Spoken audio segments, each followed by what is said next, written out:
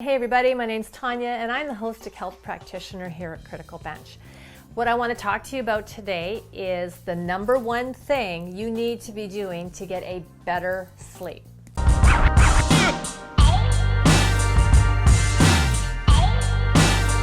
So is a good night's sleep something that seems rather impossible or foreign or happens only once in a while?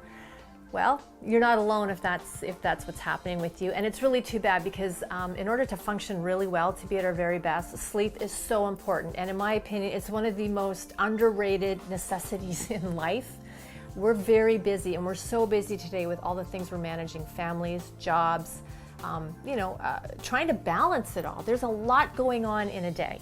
And a good night's sleep, quality sleep, is absolutely fundamental in being able to get up and be at our best and get through our day. I have the answer, I really do. I've got the one thing that you can do that I'm going to share with you that's going to help you get a better sleep. Doesn't that sound great? Well, what is it? You need to create a better pattern.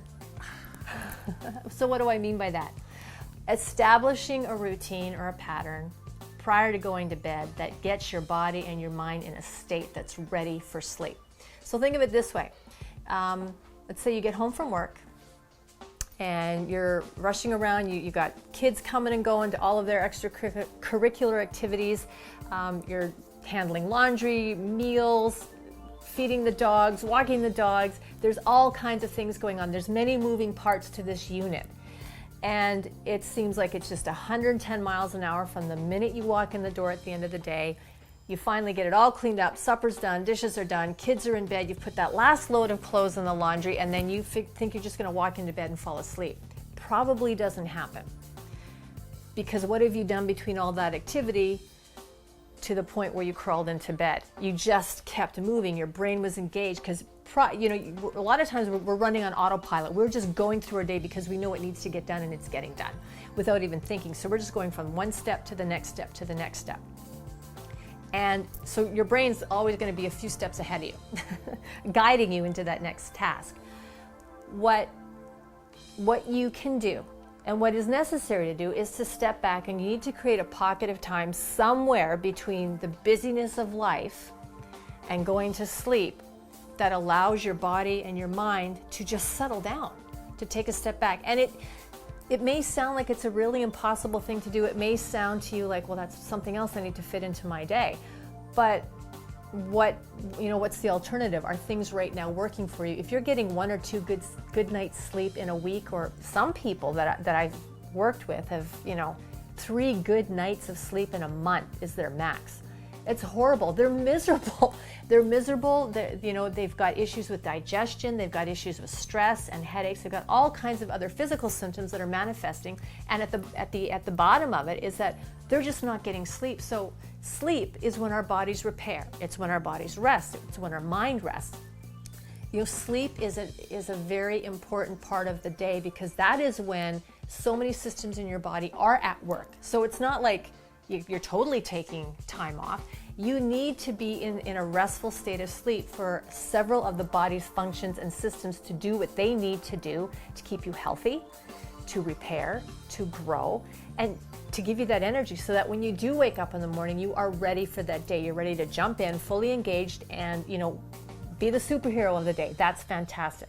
But step back and ask yourself, okay, even starting tomorrow, starting tonight, depending when you're watching this video, for 20 minutes, if you can give yourself 20 minutes after the last task, job, thing that you do, that you have to do at the end of the day, for the next 20 minutes, what can you do as a new pattern that's going to get your body, to get your brain into a more relaxed state, so when you do crawl into bed, you actually go to sleep and stay asleep.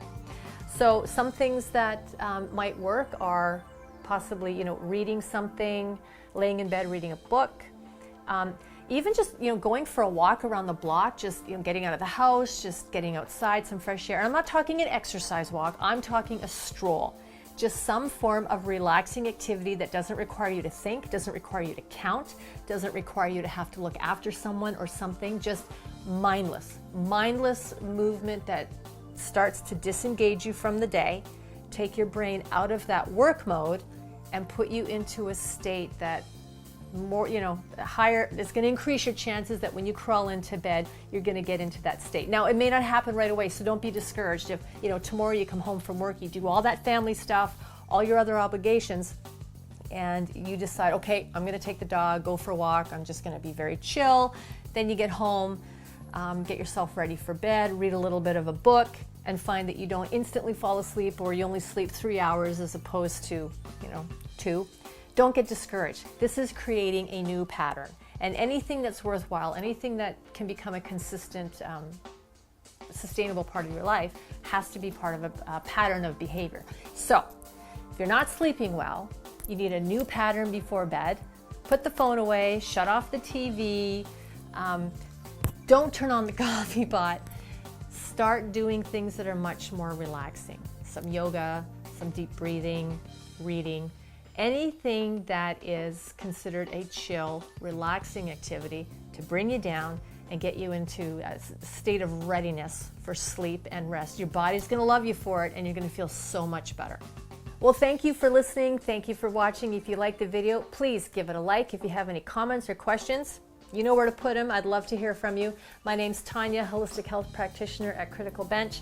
Have a great day, and I wish you a very, very restful sleep.